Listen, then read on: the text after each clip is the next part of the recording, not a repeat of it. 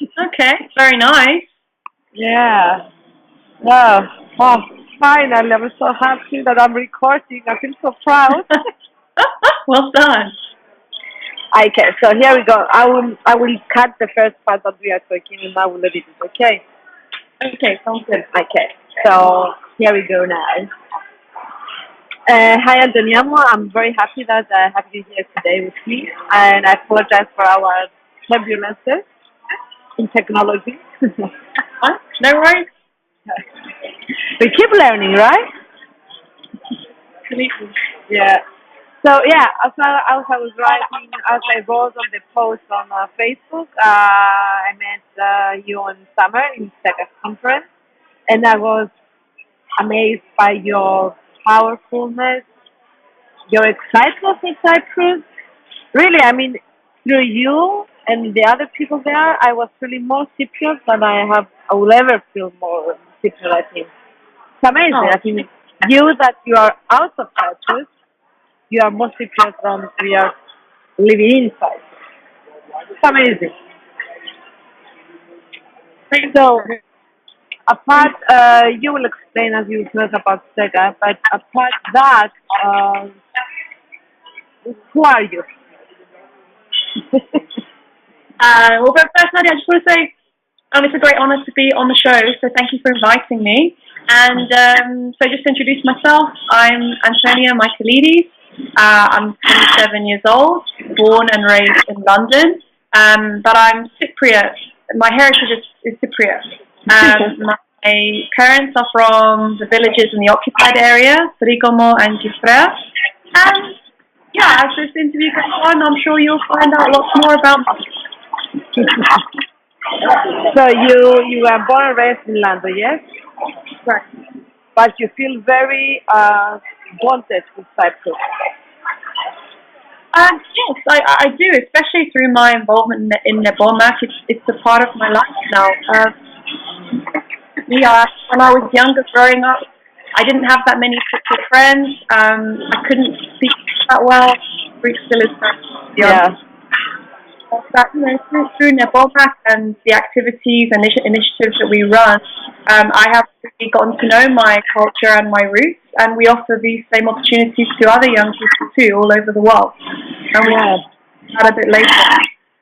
You know, it's funny thing about language, but even in Cyprus, we don't speak much Greek either, so nothing bad Really? about it. Yeah, it's become more Greek English the I latest see. years, I think, yeah. So, what is Nepomak? Would you like to tell us about Nepomak, or would you like to tell us who is Antonia first and then about Nepomak? Although it's part of you. Yeah, I can tell you about NEPOMAK.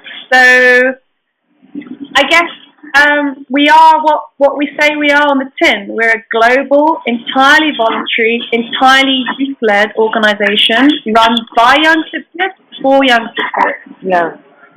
We run a number of programs which provide these young Cypriots with opportunities to engage with their roots, to learn about their history and culture, and ignite their passion for their homeland.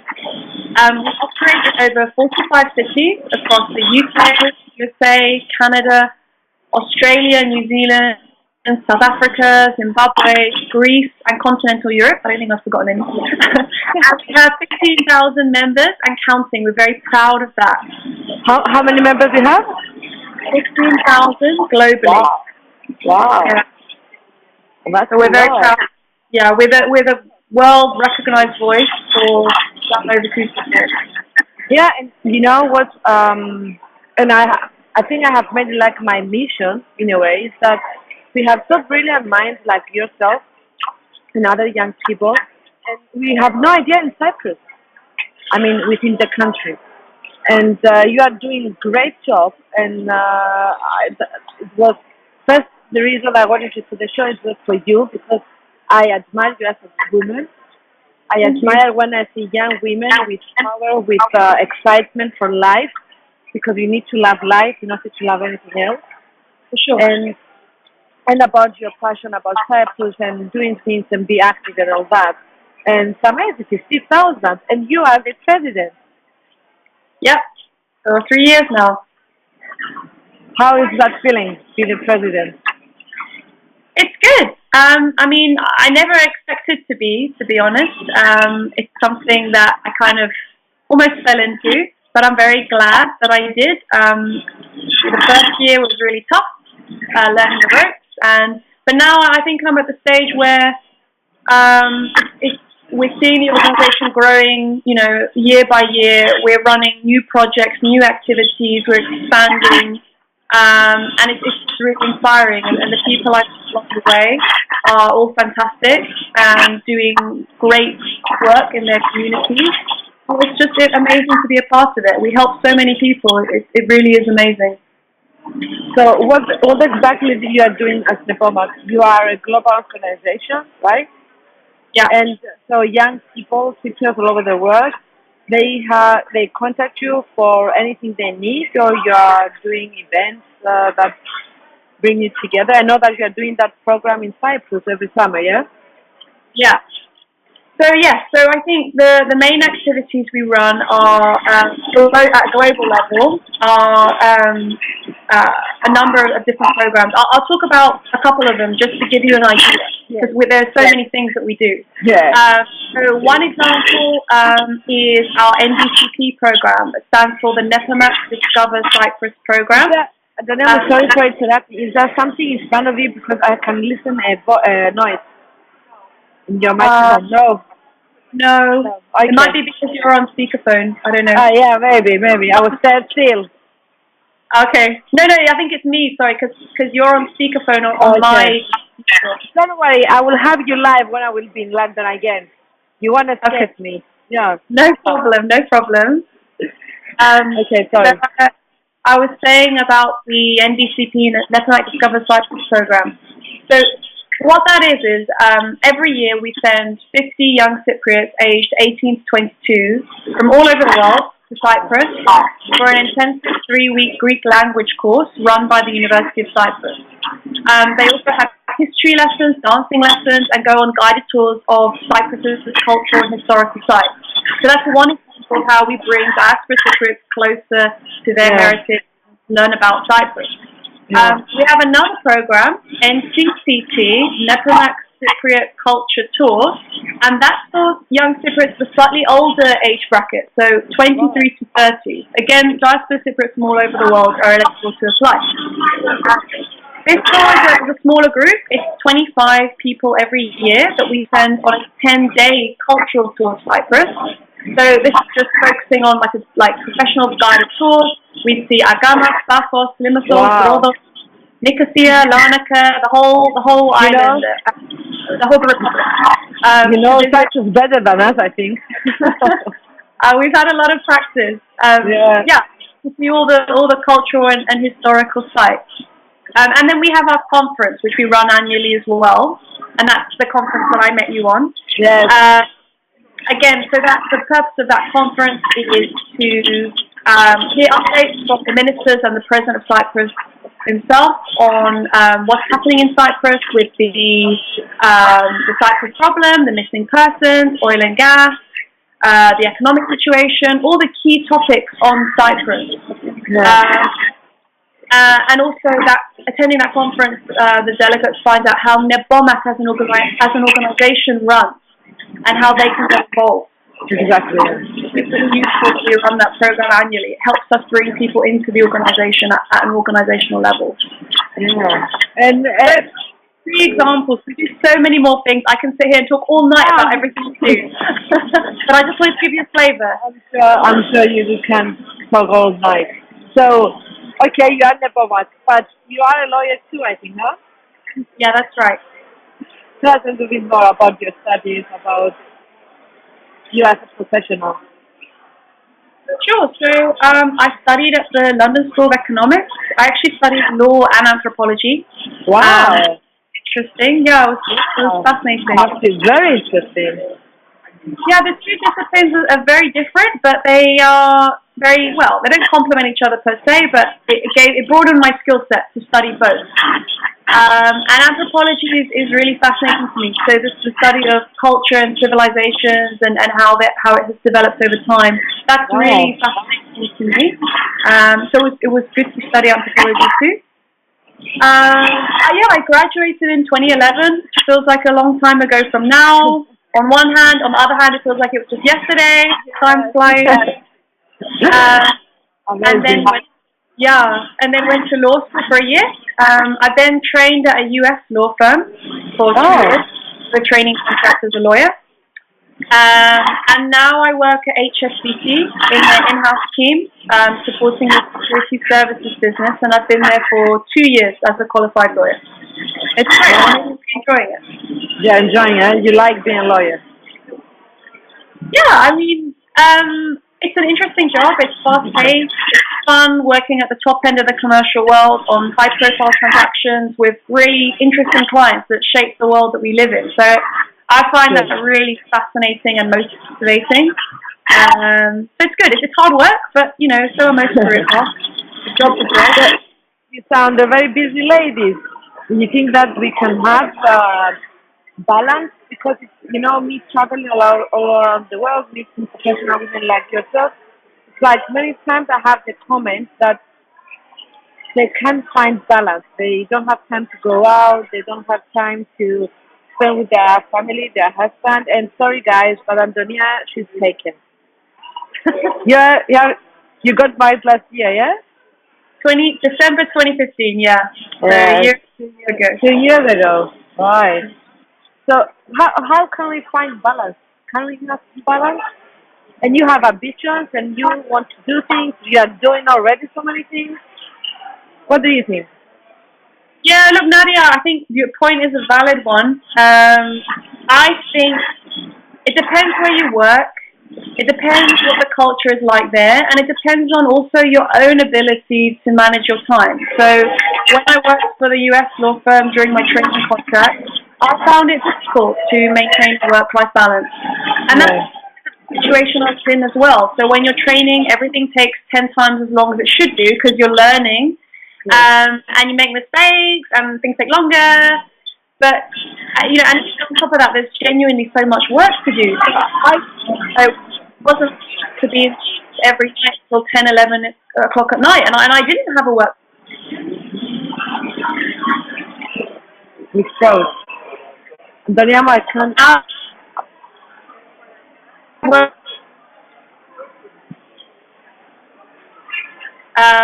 So a work-life balance is more achievable from now. So I think, yes, it's hard. And look, I don't even have a family yet. So I think when kids are in the picture, it's even harder.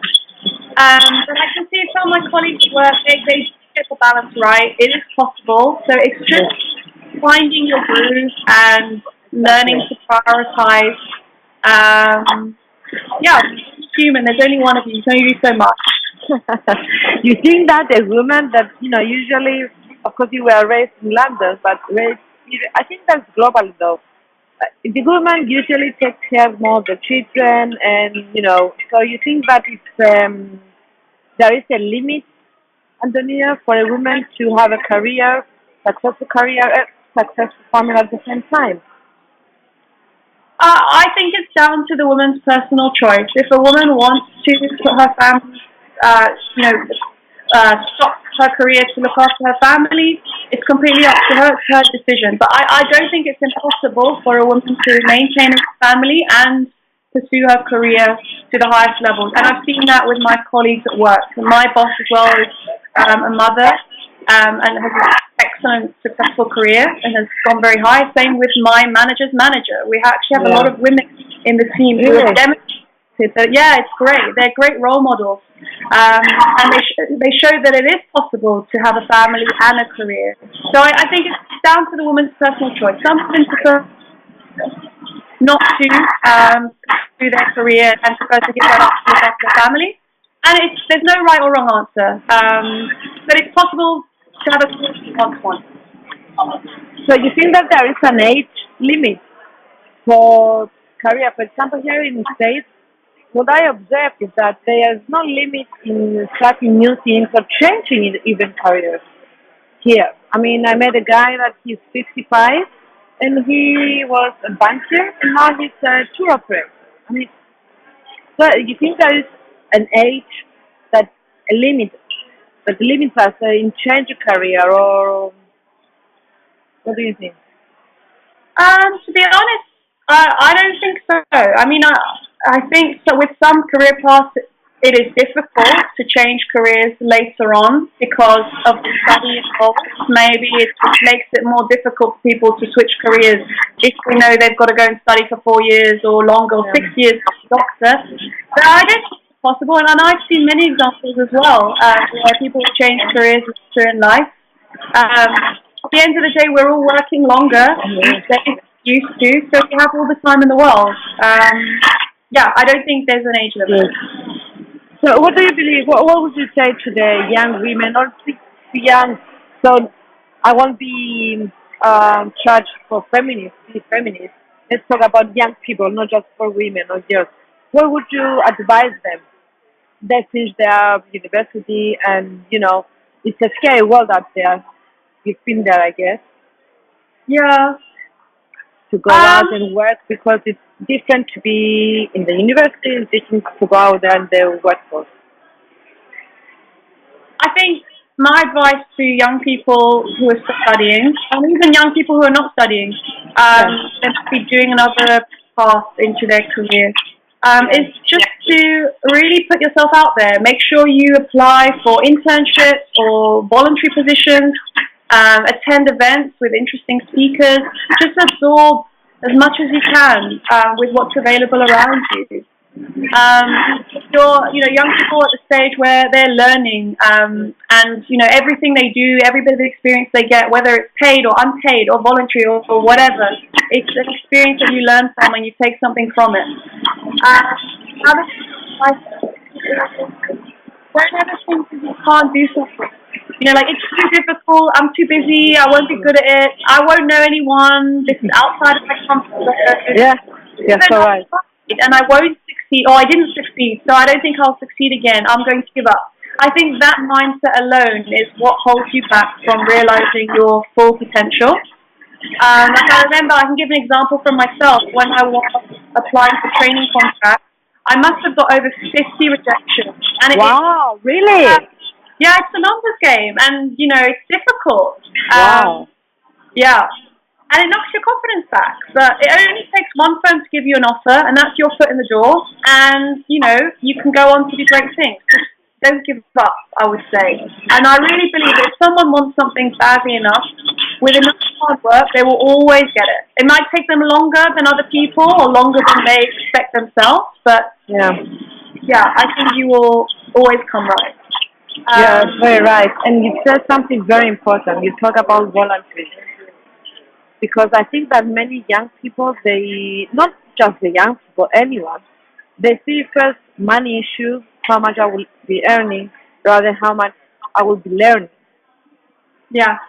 That was very, very mature and wise saying. That voluntary is very important to learn. Be a sponge, like my dad used to say. Yeah. Wow. I agree.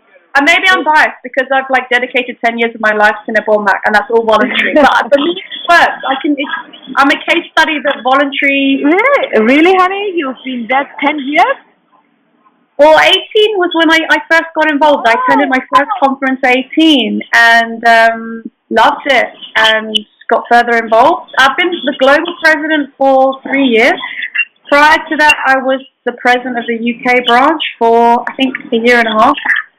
And then in the committee. So, there's lots of things to do, and people that want to take on leadership positions will be rewarded because they in turn develop their own skill sets and their own network. So, yeah, voluntary positions are not to be underestimated. You're so right. You're so right. Wow, it's amazing. So many people can get examples from this. I can do my best to share my knowledge if that helps other people. That's great for me. That's amazing. So, you have a great hobby, as I know. Would you like to share it with us? Are you talking about my photography? Yes. Yeah, you are a talented woman. It's amazing. Oh, thanks, Really? Nadia. Really? I love photography. I really enjoy it. I got my first camera in 2010 when I went to Kenya, I was doing a... Not kidding. I want to go. I've never been there. Oh, you have to go. You have to go. It's amazing. It's really incredible. Let's arrange a trip with NEPOMAK. Yes. We'll find the Cypriots living out there. So, yeah, I was in Kenya. I did an anthropological study, again, part of my uni studies. One of my best friends, Savine, actually was living out there at the time, so we went out there. Well, we went to do a safari. We went to find the Maasai tribe. So I took my camera, and that was the first time that I really. How old was you there? How old were you? How long? How old? Yeah. How old was I? Gosh, I must have been about 21. Wow. Yeah, so I'm 20, turning 28 soon. So that was a little while ago. Yeah, it was a while ago, yeah, but photography is just something I've really enjoyed. I just practice in my spare time, self-taught. And I did my first wedding in the summer. It was actually my brother-in-law's wedding in Greece. It was fun. Yeah. Yeah, I do lots of shoots. So if you need a photographer, you know he's cool. Yeah. You will be the photographer, I will be the writer. I'm not going to be okay. It will be a good team. Yeah. But so what you like in photography is that you capture the moment? Yeah, I like to capture the moment. You capture the memory, actually, as well. Yeah. It's a memory that you've caught for somebody and they can treasure it forever, you know, like particularly with wedding photos. These moments are so incredible at the time, and it's so nice to take something away to look back at 10 years, you know, even 1 year, 2 year, 3 years, to show your kids one day, to show your grandkids. I think it's really special. Yeah. You like something specific, portraits, nature, or events, or anything? I do a bit of everything. I probably enjoy nature the most because I think nature fascinates me personally. And it's hard to go wrong with natural photography, you know? In Kenya, it must be wonderful, I guess, when you went there. We actually saw the migration as well, so 5,000 wildebeest crossing the river. Wow. It was incredible to photograph. Really lucky. Wow. So 2018, we shall have an exhibition of Antonia photography. An exhibition? Oh my gosh, I would love to. I don't think I'm good enough though, but you know, one day, who knows? Of course, yes. Since you had 15 rejections and still insisting getting a job, you can do anything. No, you're right. You're making me follow my own advice now. You're absolutely right. So what is the next plan for you? See, normally when your hands full already, I know. Yeah. Well, look, I was going to say, normally when a Cypriot asks me what my plans are going forward, they're normally trying to politely ask me, are you going to have babies or what? Like, when is that going to happen? That wasn't my mind, actually. No. And I'm not, for the record, right? My parents or any family who are going to listen to this. Not anytime soon. No, so plans for the future. Look, I'm just taking things as they come. I'm still very junior, only 2 years qualified as a lawyer. Enjoying my career, learning lots every day. Yeah, just enjoying married life. My husband and I do a bit of traveling now and then while we have the flexibility to do so. Yes. Saving a bit of money. Nothing exciting, Nadia, to be honest. But I will let you know if that changes. I look forward to hear that.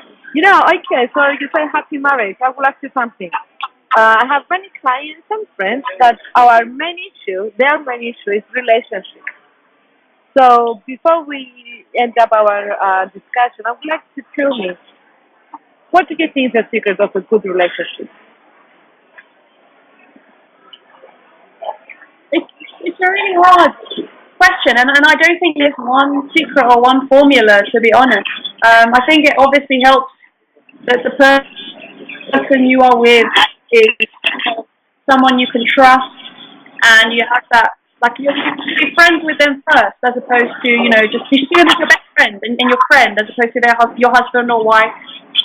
I think, for me, it's communication. Yeah. So long as you talk to each other, you're open with how you feel about things, vocalize it if you're upset about something in a calm way, with the intention to resolve the issues, and never go to sleep angry. Always, end the night with a hug and a Yeah. kiss, even if you're annoyed, and tomorrow's a new day. Yeah, that was my grandmother's advice, Never go to Really. bed angry. Yeah. Yeah, so many people have said to me as well. So it's Yeah. something that really sticks in my head because it's been said to me so many times, and I think it's true. I think it's true. Wow. Thank you, Antonia, so much, really. You have you know what I love in you, I said it before, but I will repeat it again. You are intelligent woman. You are very humble, and I love that. You have so much potential, and I'm sure that we will have many interviews together anyway. We will do the exhibition together. I don't know if it's going to be in Kenya or not, but somewhere, very insightful. But yeah, it's very important. I'm saying that about the humble part because, many people, they are, overconfident, let's say. They're not able to be humble and learn. And that's what I like in you. You are very intelligent and ground to earth. It's amazing for your age. Oh, thank you, Nadia. It's really kind And of you. yeah, and you are president and you are doing so many things. Your husband must be very powerful too. What do you think? Powerful to be a president. No. I mean, To be honest, I think, without my team and without the committees that support me, I would be nothing. So, to be honest, I don't feel that powerful. For me, I just feel relieved. I have such an amazing team. We have 25 Cypriots, on our boards, and then we have individual boards in each of the regions. They're amazing. They do a fantastic job. On top of their full-time careers. Without them, I would really be nothing. So really, not grateful and honoured to be where I am, I guess. yeah, you point out a very, very good point that a good leader is meaning that creates more leaders. Yeah, I think NEPOMAK does do that, which is one of our greatest value adds. Really, we do. So would you like to say something like a goodbye to our friends that they will be watching this? Sure. Well, thank you so much, Nadia, and thank you for everyone who's listening. I guess I'm going to use this opportunity to do a little bit of sneaky promo for NEPOMAK. So if anyone listening is interested in what we do and interested to find out more about NEPOMAK, please check out our website www.nepomak.org. Follow us on Instagram. And most importantly, please sign up as a member of NEPOMAK on our website. It takes 2 minutes, it's free, and you don't have to be fully Cypriot. So long as you have 1 Cypriot grandparent, you're eligible. And why would you want to be a member? Because it entitles you to a lot of benefits, including being eligible for all the incredible programs that we run. Please check out our website and see what goes on in detail. And I will add something else that to the why they should be members, is that they will meet people that amazing people, and I don't refer to as professionals, but good people. And that's what I saw, and when I saw all of you, not all, part of you in summer. Globally, it's amazing. 100. Really. Yeah. We're one big happy family, and we're always growing. So, exactly. One big family, yeah. So they don't have to live abroad, Antonia. Can someone be a member and live in Cyprus? Or? Actually, so we're the World Organization for Young Overseas Cypriots. Overseas, okay. Yeah, so to be a member, you have to be permanently resident in one of our member countries outside Cyprus. Okay. So we're talking UK, USA, Canada, South Africa, Australia, New Zealand, Zimbabwe, Greece, and continental Europe. Again, like 8. That's right. Okay. Yeah. Okay, that's great. Anyone living in Cyprus is interested in what we do and wants to find out more, please, get in touch. Anyone can reach me personally by email at info@nepomak.org. If anyone wants to reach me, I'll be happy to talk to anyone. That's all they can. You have the Facebook page, yes? NEPOMAK. Yeah, Facebook, all social media, Twitter, Instagram, everything. So you can reach us on any of those. Okay, that's great. Thank you. Thank you so much, Antonia. And we will be in touch very soon again. Okay? Thank you, Nadia. Thank you, honey. Okay. Okay. Bye. Bye.